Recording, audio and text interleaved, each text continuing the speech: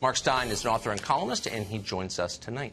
Mark, authoritarians, it's a little ironic that these people are calling the population that while they're simultaneously trying to control the population by any means necessary.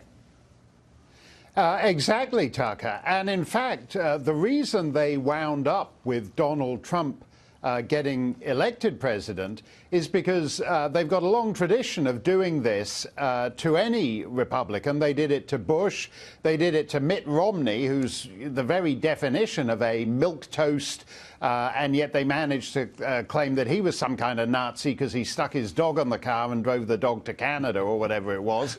And in the end, Donald Trump was the only guy who could withstand the kind of careless demonization that goes on. And it's interesting to me, you gave all those examples of the authoritarian trends on the left.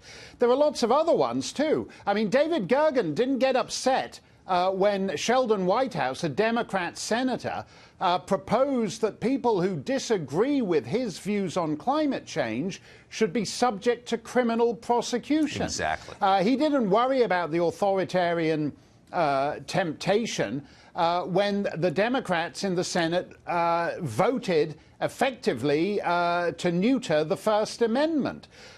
He didn't bemoan the trend towards authoritarianism when the previous administration weaponized both the Justice Department and the IRS to go after its ideological enemies. And worst of all, he didn't bemoan the trend towards authoritarianism when dozens of Democrat legislators, before Trump had even set foot in the office, decided to boycott his inauguration, which is the very defining act of a free society, the peaceful transfer of power. That's right. David Gergen didn't whimper a word when dozens of Democrats decided they were going to boycott that inauguration. He seemed deeply unconcerned. I was thinking this weekend, why is it, what all these issues have in common, though, gun control, mass immigration, particularly attacks on the nuclear family, male-headed households, the patriarchy,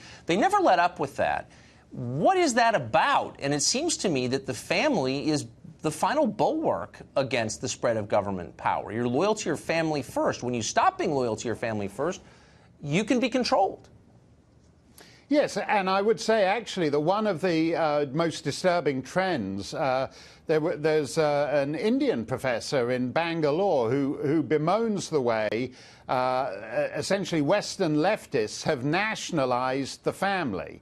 They started off by, nationalizing the mines and the car industry, and when all that didn't work, they actually figured out it's best just to cut to the chase and nationalize the family.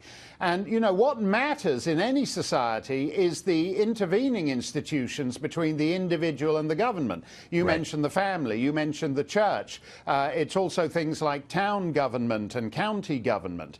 And when you have serious revolutions like the Soviets and the French, they abolish all of those. In the Soviet case, they did go very far towards abolishing the family. We've got something slightly different, as we've seen in Florida, where you have vast, essentially, you've got government social services, you've got government police agencies at multiple levels monitoring someone, and they're actually, these things are not as effective as, in fact, a functioning family and letting parents raise their children, as opposed to having doctors determine that your 7-year-old is going through a bit of a phase, so let's him get him transitioning into a girl. They're at war with all the intervening agencies between centralized power and the individual. And it's not an accident. Brilliant analysis. I always learn something when you're on. Mark Steyn, thank you very much. Thanks a lot, Tucker.